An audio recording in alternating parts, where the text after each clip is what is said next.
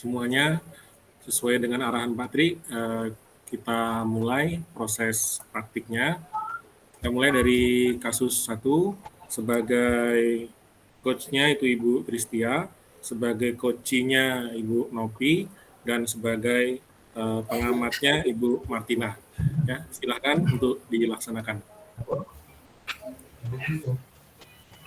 Assalamualaikum warahmatullahi wabarakatuh. Hari ini kita akan membahas kasus 1. Seorang guru sangat memahami jika Rina salah satu muridnya berbakat dalam berpidato dalam bahasa Inggris. Ia mendorong Rina untuk mengikuti perlombaan pidato dalam bahasa Inggris tingkat kabupaten. Namun tampaknya Rina masih belum percaya diri. Bagaimanakah cara Anda dalam menangani atau menghadapi hal ini? Silakan untuk memulai, Ibu Tristia dan Ibu Nopianti. Oke, siap Bu, bisa. Ya. Kita mulai ya Bu. Assalamualaikum Ibu. Waalaikumsalam warahmatullahi wabarakatuh. Oh iya Bu, Ibu apakah ada waktu? Saya sebenarnya pengen ngobrol tentang masalah yang saya hadapi sekarang. Insya Allah bisa, kebetulan Ibu juga tidak ada kegiatan, ini jam keempat. Apa yang ingin Rina diskusikan dengan Ibu? Gini Bu, saya diikutkan lomba pidato dalam bahasa Inggris, tapi saya tidak yakin dengan kemampuan yang saya miliki. Saya gimana ya Bu, kurang pede gitu, kurang percaya diri. Itu ya. Terus apa yang Rina harapkan dari pertemuan kita hari ini? Misal gimana ya Bu, solusinya istilahnya itu Rina tuh pengen meningkatkan rasa percaya diri Rina dalam mengikuti lomba pidato bahasa Inggris tersebut. Ibu melihat Rina itu punya kemampuan berbahasa Inggris yang baik selama ini. Terus bagaimana cara Rina selama ini mengasah kemampuan conversation Rina?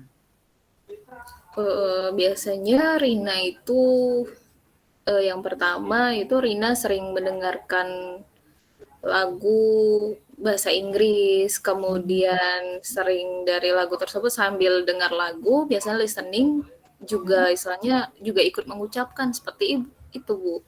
Wah, usaha yang baik sekali Rina. Selain mendengarkan lagu, kemudian mengikutinya, apalagi yang Rina lakukan dalam melatih percakapan atau berpidato dalam bahasa Inggris? Biasanya selain itu saya suka berlatih bicara, kemudian saya rekam Bu, kemudian saya berikan kepada ibu, keluarga di rumah, ibu, kepada kakak, kemudian minta didengarkan dengan mereka, dan istilahnya setelah mereka dengar, saya itu selalu minta umpan balik gitu loh Bu. Nah, Rina sudah punya cara belajar yang baik dalam belajar bahasa Inggris. Memang yang Ibu lihat Rina itu sangat berbakat dalam berbahasa Inggris. Nah, Rina, jadi rencana ke depan untuk persiapan mengikuti lomba pidato dalam bahasa Inggris, apa saja Rina yang sudah dipersiapkan? Mungkin yang Rina akan lakukan seperti berlatih secara rutin, yaitu dengan teratur gitu Bu, dan minta bimbingan Bu dengan guru bahasa Inggris. Sepertinya seperti itu Bu. Ya. Rutin berlatih, minta bimbingan. Dari sekian rencana Rina yang sudah Rina ungkapkan tadi, yang sudah Rina paparkan ke Ibu, mana menurut Rina yang paling potensi untuk mengatasi masalah Rina? Sepertinya yang sering Rina lakukan adalah latihan berpidato di depan orang lain Bu, biar percaya dirinya lebih lagi. Wah, komitmen yang bagus sekali ya, latihan pidato di depan orang. Ya.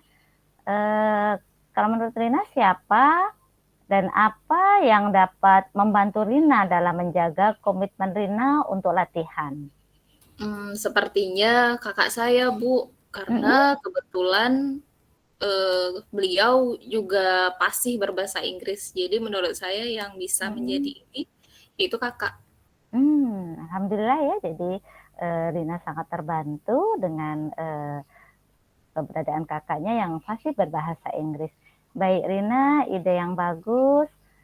Semoga berhasil dan mendapatkan yang terbaik. Ya, tetap semangat untuk berlatih dan jangan patah semangat. Baik Bu, terima kasih. Kalau begitu saya permisi masuk ke kelas dulu ya Bu. Ya, sama-sama Rina, silahkan. Assalamualaikum. Waalaikumsalam warahmatullahi wabarakatuh. Oke, terima kasih Bu Tristia Ningsi dan Ibu Nopianti. Di sini saya sebagai pengamat akan langsung memberikan pendapat ya. Untuk tujuan coach ini, menurut saya sudah Ibu Tristia sudah menyampaikan tujuan coaching ini dengan jelas, dan juga coach Ibu Nopi juga telah menjelaskan apa yang ingin dia lakukan dalam diskusi yang telah kalian lakukan. Lalu identifikasi masalah, di sini saya melihat bahwa Ibu Tristia sudah memberikan pertanyaan-pertanyaan yang memancing coach untuk tahu apa permasalahan dia, dan nantinya bisa umpan balik itu dapat terjadi seperti itu. Lalu Ibu Tristia juga tadi saya sudah lihat bahwa memberikan pertanyaan-pertanyaan dan umpan balik mengenai rencana aksi koci, di mana Ibu Tristia bagaimana Rinat mau menjalankan rencana aksinya dan kapan. Lalu setelah itu Ibu Tristia juga menekankan komitmen kepada Rina agar Rina ini mau melakukan tanggung jawabnya untuk ikut lomba tadi. Dan alhamdulillahnya Rina sebagai siswa juga sudah punya rencana dan komitmen yang baik untuk menjalankan aksi nyatanya setelahnya. Itu yang saya tangkap. Terima kasih. Baik, saya rasa cukup. Saya kembalikan lagi kepada Pak Budi.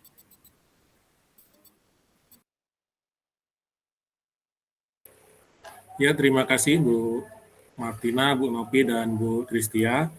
Untuk kasus praktik pertama kita selesai, kemudian lanjut ke praktik yang kedua, di mana sebagai coach-nya itu Ibu Nopi, sebagai coach-nya Ibu Tristia, dan sebagai pengamat itu saya sendiri. Bagaimana Bu? Bisa kita mulai? Baik, kita mulai ya.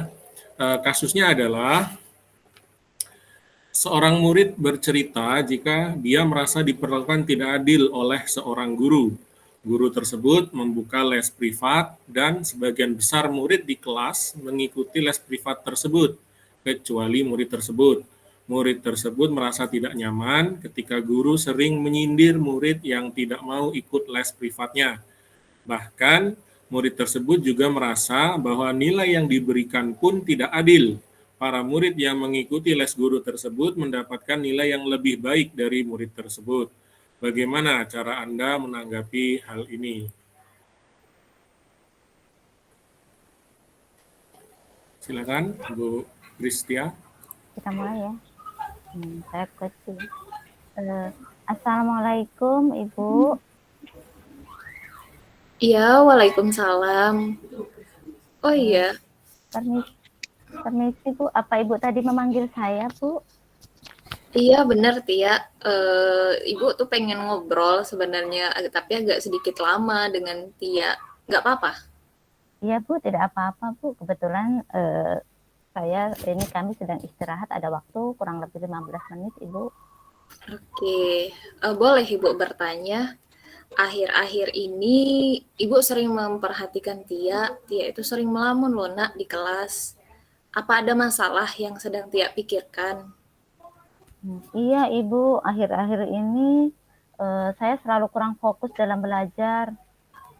Karena saya memikirkan kenapa ya Ibu guru matematika saya menyindir saya kalau sedang mengajar di kelas. Jadi saya kurang nyaman Ibu.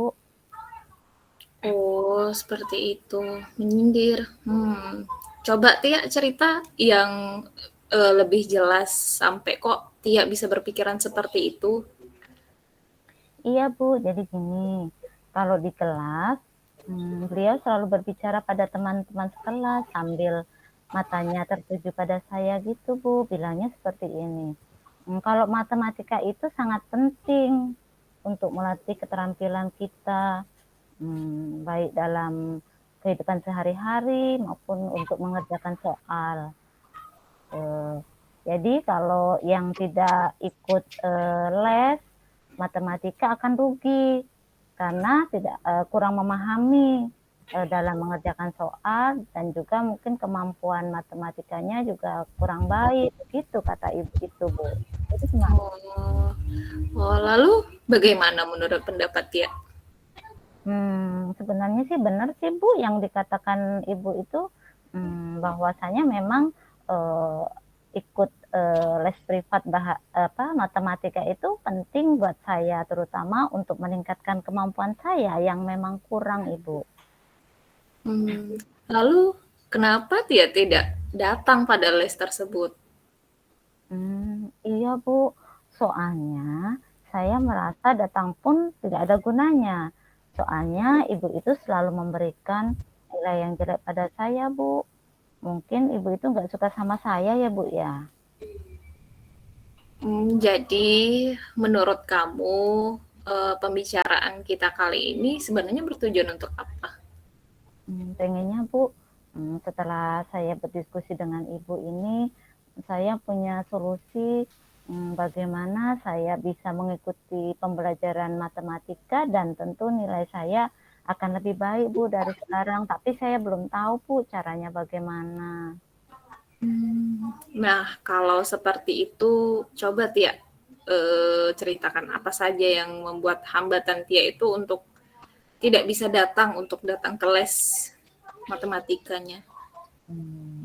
Ini Bu, saya itu sebelum les diadakan sore mulai jam 2.30 sampai jam 15.30. Sedangkan saya pada jam tersebut di hari itu ada les vokal Ibu. Karena saya mau ikut lomba, jadi harus latihannya lebih intens. Gimana ya Bu ya? Lalu menurut Tia pribadi, apa yang menjadi prioritas utama dalam hal ini? Apakah les matematika Tia atau les vokal? Ya dua-duanya ya Bu, karena matematika ya pembelajaran yang penting. Kemudian les vokal saya memang butuh untuk mengikuti lomba dalam waktu dekat ini. Jadi saya mungkin harus bisa membagi waktu ya Bu ya untuk semua kegiatan itu supaya tidak bentrok, karena saya terus terang saja Bu belum bisa membagi waktunya sekarang ini. Oke, coba kalau Tia ini perhatikan menurut Tia bagaimana untuk Tia pribadi untuk mengatasinya. Mungkin yang pertama saya bisa bicara dengan ibu les vokal saya ya Bu ya untuk mengganti waktu, karena itu kan saya sendiri berkaitan dengan saya sendiri, supaya bisa diundur tidak bertabrakan dengan les matematika saya. Misalnya di hari libur saja kali Bu ya les vokalnya, jadi saya bisa ikut les matematika dan mudah-mudahan saya bisa memperoleh nilai terbaik juga. Oke, that's good idea ya. Nah, selanjutnya bagaimana dengan tindak lanjut yang akan Tia lakukan setelah berdiskusi dengan Ibu saat ini? Iya Bu, saya akan yang pertama saya ingin menemui ibu itu untuk segera membicarakan jadwal les vokal saya. Selanjutnya saya akan berusaha supaya saya bisa mengikuti les bahasa Inggris, les matematika yang telah dijadwalkan oleh Ibu guru bahasa Inggris saya di sekolah, Ibu. Ya, matematika ya, oke, Iya. bagus. Jadi gini, sebenarnya memang harus seperti itu. Kita harus pintar memanage waktu dan juga harus bertanggung jawab atas situasi yang sedang dihadapi. Karena kenapa? Karena kalau kita tidak kamu mampu dan kamu mau mengungkapkan apa yang jadi masalahnya mengenai alasan kenapa kamu tidak mengikuti les tersebut, insya Allah guru tersebut pasti akan mengerti dan akan membuat jadwal ulang supaya dia mau istilahnya itu bisa mengikuti kedua-duanya. Baik, Ibu, terima kasih arahannya. Sekarang saya jadi tahu apa yang harus saya lakukan supaya bisa ikut belajar matematika dengan baik dan juga memperoleh hasil yang baik. Iya, Terima kasih, sama-sama. Ibu. Tetap semangat ya. Iya, Ibu. Baik, Ibu, kalau begitu saya izin pamit ya, Bu. Mau menemui Ibu guru matematika untuk sekalian membicarakan solusi yang sudah saya dapatkan dari pertemuan kita hari ini. Sekali lagi terima kasih banyak ya, Ibu. Assalamualaikum, Ibu. Iya, Tia, sama-sama. Waalaikumsalam. Baik, terima kasih Bu Novi dan Bu Tristia. Berikutnya saya sebagai pengamat menyampaikan. Jadi komponen Tirtanya sudah nampak ya dengan sangat jelas. Dimulai dari pembukaan yang mengalir gitu ya, mengalir dan memang luar biasa menurut saya gitu ya. Pembicaraan bagaimana murid kepada gurunya yang akrab gitu. Kemudian tujuan coachingnya juga muncul walaupun tidak di awal gitu ya. Itu sesuatu yang luar biasa menurut saya, tidak terpikir sebelumnya gitu kan, bahwa tidak harus diawali tujuan dulu gitu kan. Biarlah ngobrol tapi tetap ada komponen-komponen Tirtanya. Kemudian identifikasi juga sudah sangat tampak potensi, masalah, dan peluang penyelesaiannya, termasuk juga rencana berupa rencana tindakan solusi yang didiskusikan, ditawarkan oleh murid, kemudian guru memperjelasnya, dan terakhir adalah tanggung jawab juga sudah jelas terkait dengan komitmen untuk melaksanakan. Barangkali itu dari saya sebagai pengamat. Sekali lagi terima kasih. Kita lanjut kasus praktik kedua kita nyatakan selesai.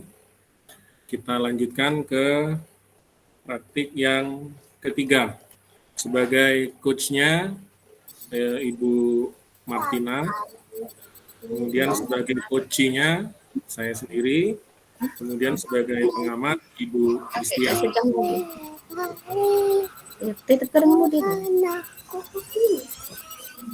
Ya, siapa?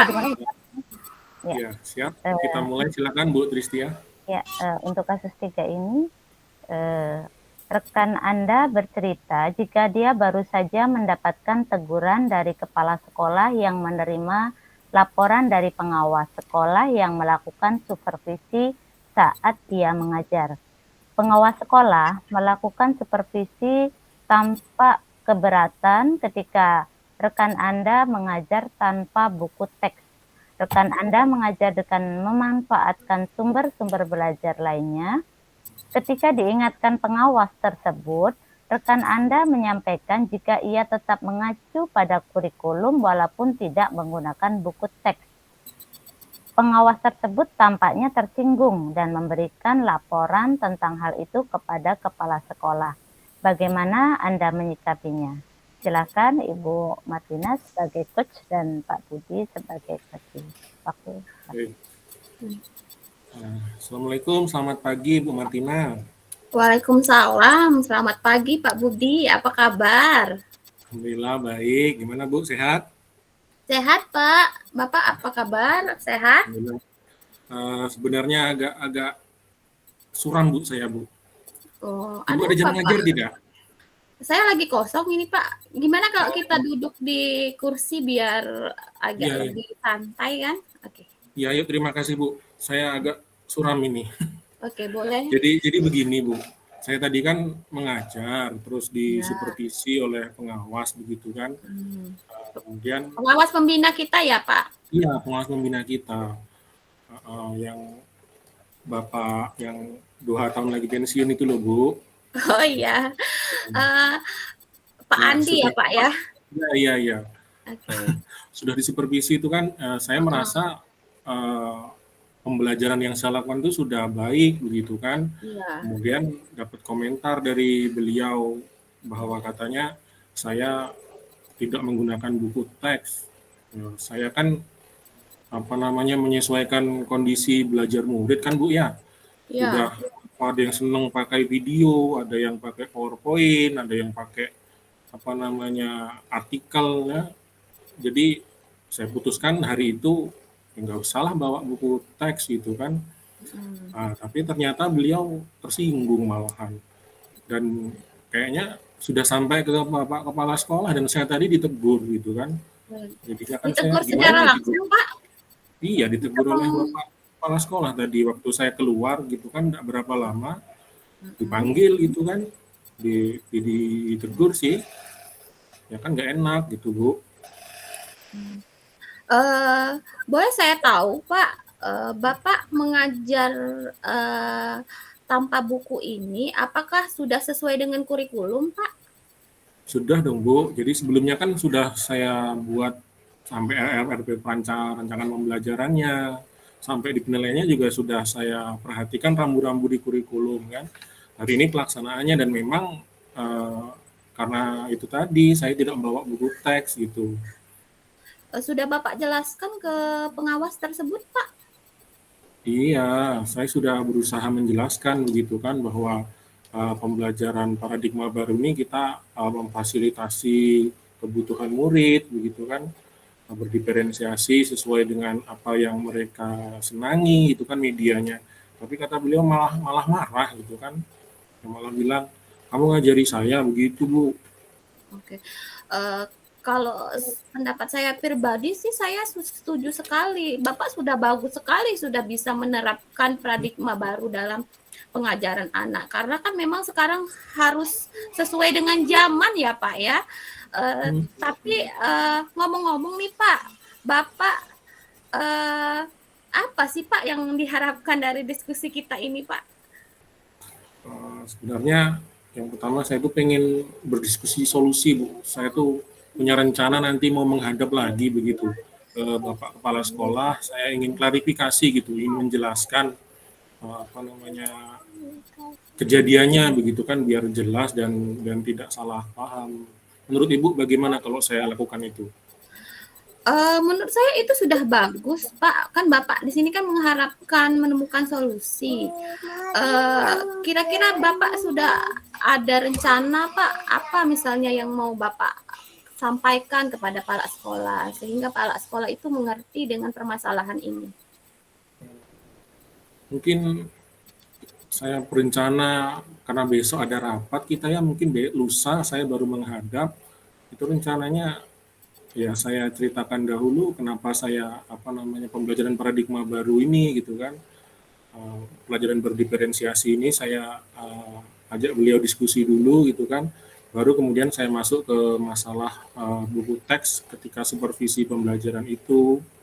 Dan kemudian kalau bisa ya saya mohon ke Bapak Kepala Sekolah untuk menyampaikan juga kepada Bapak Pengawas gitu kan agar tidak ada salah paham begitu.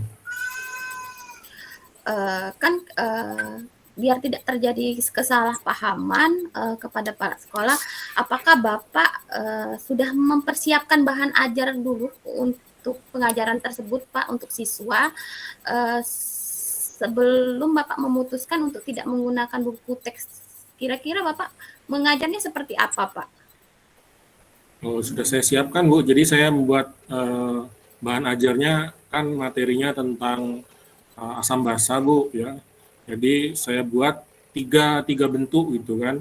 Ada yang berupa video, kemudian ada yang saya inikan apa namanya artikel gitu ya, dan kemudian bentuk apa namanya animasi di PowerPoint begitu, Bu. Jadi anak-anak itu saya bagi 3 kelompok gitu kan, mana yang sesuai keinginannya, dan memang eh, buku teks ISO ada, tapi sayanya tidak menggunakan itu banyak gitu kan. Karena saya juga nyuruh mereka nyari boleh di internet, karena zaman apa anak-anak kita kan udah banyak tuh yang pegang HP kan. Jadi setiap kelompok saya pastikan ada yang punya HP gitu, Bu. Oke. Menurut saya metode yang Bapak terapkan itu sudah luar biasa ya Pak. Itu bagaimana Pak hasil pembelajaran anak dengan metode tersebut Pak? Kalau dari yang feedback yang mereka berikan sih mereka lebih senang begitu ya, apa namanya tidak melulu melihat buku gitu kan. Apalagi materi asam basa dia melihat sumber-sumber di internet itu bervariasi dan memang kontekstual begitu sesuai dengan apa namanya kehidupan sehari-hari, jadi mereka lebih cepat paham begitu kata mereka, Bu. Oke. Ada kendala nggak Pak dalam Bapak mengajar tanpa buku teks tersebut? Secara keseluruhan sebenarnya tidak ada kendala kecil di jaringan, Bu, ya. Jadi kadang-kadang ketika kita butuh referensi yang cepat, jaringannya agak lelet, lambat begitu. Jadi itu mungkin kendalanya kalau saya pembelajaran yang saya lakukan. Oke, kembali ke tadi kan Bapak ingin solusi bagaimana cara memberitahu Bapak Pak sekolah tentang permasalahan ini. Kira-kira menurut Bapak siapa ya Pak yang bisa membantu Bapak untuk menemani Bapak seperti itu kepala sekolah, menemani untuk bicara dengan kepala sekolah? Iya ya. Kalau misalnya saya ajak wakil kurikulum, bagaimana, Bu, ya? Kan beliau terkait langsung dengan pembelajaran begitu kan. Menurut Ibu bagaimana kalau saya ajak beliau? Kalau menurut saya bagus Pak, karena kan Ibu Tia kan wakil kurikulum kita itu kan lumayan lumayan baik kan, maksudku Ya. Bapak jelaskan dulu masalahnya dengan Bu Tia, nanti bisa menghadap bersama-sama dengan kepala sekolah Pak. Oh, Iya. Menurut Bapak kapan Bapak akan melakukan rencana tersebut Pak? inginnya sih besok, Bu, ya, tapi karena besok kita kan ada rapat dinas, Bu, ya, jadi kayaknya mungkin ditunda lusa lah ya, kalau selesai rapat untuk besoknya lagi gitu kan. Takutnya kalau besok apa namanya pikiran Bapak kepala sekolah juga banyak kesibukan sehingga tidak apa namanya tidak ada waktu begitu. Itu menurut saya sudah bagus Pak. Setelah bertemu dengan kepala sekolah, rencana apa lagi yang akan Bapak lakukan Pak agar permasalahan ini cepat selesai? Diklarifikasi sejelas-jelasnya barangkali, Bu, ya, bahwa apa yang saya lakukan itu bukan apa namanya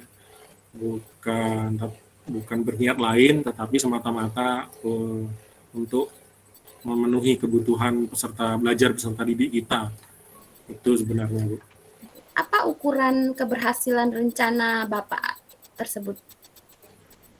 Ya, saya harap kalau Bapak Kepala Sekolah sudah memahami dan menerima penjelasan saya, kemudian disampaikan kepada Bapak Pengawas, saya rasa itu sudah cukup ya.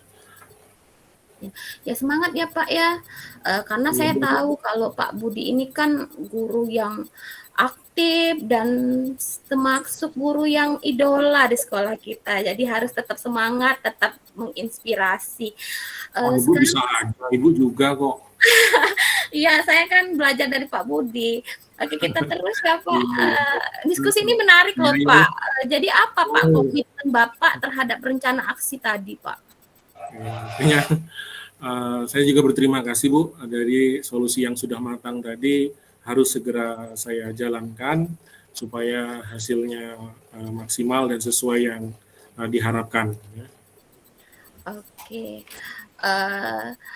Saya mendoakan ya Pak, nantinya kalaupun misalnya ada permasalahan ini, misalnya saya doakan cepat selesai. Kalau misalnya masih ada ganjalan atau apa, masih bisa loh Pak menghubungi saya di nomor di Oh, bawah apa? Saya tetap iya ada iya di iya. nomor ini ya Pak ya. Eh, Baik Bu, terima kasih Bu. Ya, terima kasih atas Ya, dukungannya. semoga nanti Kepsek dan pengawasnya dapat memahami bahwa yang Bapak lakukan itu sesuai dengan kurikulum dan Bapak tidak ada niat untuk meniadakan buku teks tersebut ya Pak ya, tetapi lebih mengembangkan saja metode yang terbaru. Oke Iya iya. Bapak, ada lagi Pak yang mau disampaikan Pak? Ya, saya rasa cukup Bu. Terima kasih sudah mencerahkan hari saya. Agak tadinya suram, ini sudah merasa plong saya Bu bebannya ini. Ya, Sudah saya ketemu solusinya gitu kan. Iya, saya doakan ya Pak, pokoknya Bapak tetap semangat, tetap menginspirasi, jangan karena ada yang tidak suka dengan Bapak. Kalau menurut saya pengajaran yang Bapak lakukan itu sudah baik, sudah luar biasa dan menginspirasi dan ini hanya miskomunikasi saja Pak. Iya Bu, saya harap juga begitu Bu. Iya, insya Allah setelah di-clearkan masalah ini akan selesai. Ya baik, terima kasih Bu sekali lagi. Iya, sama-sama. Yuk, mari kita kembali ke tugas kita masing-masing. Siap.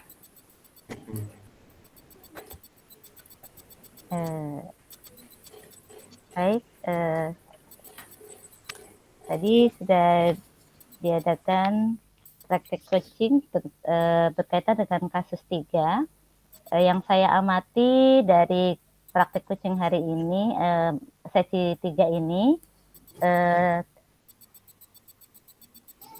coach telah menyampaikan tujuan dari pelaksanaan coaching. Kemudian coach juga sudah memberikan pertanyaan-pertanyaan umpan balik ya yang mengarah pada identifikasi potensi dari coach ya, potensi coach mengajar kenapa menggunakan berbagai macam sumber hari itu dan tidak menggunakan buku teks secara penuh ya, jadi itu terungkap di situ, coach bisa mengungkapkan. Kemudian untuk rencana aksi ya, pertanyaan-pertanyaan yang diberikan coach ya itu memberikan umpan balik mengenai rencana dari coach, rencana aksi coach dalam menyelesaikan permasalahannya. Jadi coach jadi tahu apa penyebabnya, jadi mungkin kurang penjelasan mengenai apa yang dilakukannya. Bahasanya kegiatan pembelajaran yang dilakukan oleh Pak Budi itu karena memfasilitasi kebutuhan belajar murid dan juga dalam rangka disesuaikan dengan materi yang diajarkan hari itu. Jadi sudah terlihat di rencana aksi yang digali oleh coach terhadap coach. Kemudian tanggung jawab ya, sesi tanggung jawab. Di sini coach juga sudah memberikan pertanyaan-pertanyaan dan umpan balik mengenai komitmen dari coach dalam menjalankan rencana aksinya. Jadi sangat luar biasa, sudah panjang lebar, hanya mungkin tadi ada sedikit terkesan Ibu Martina memberikan solusi seperti itu ya, ada terkesan seperti itu. Tapi untuk selanjutnya kembali lagi sudah oleh coach tadi diarahkan kembali ke permasalahan rencana aksi itu dilakukan oleh coach sendiri. Demikian pengamatan yang saya lakukan, kembali lagi kepada Pak Budi. Baik, terima kasih Bu Tristia. Dengan demikian praktik yang ketiga kita nyatakan selesai.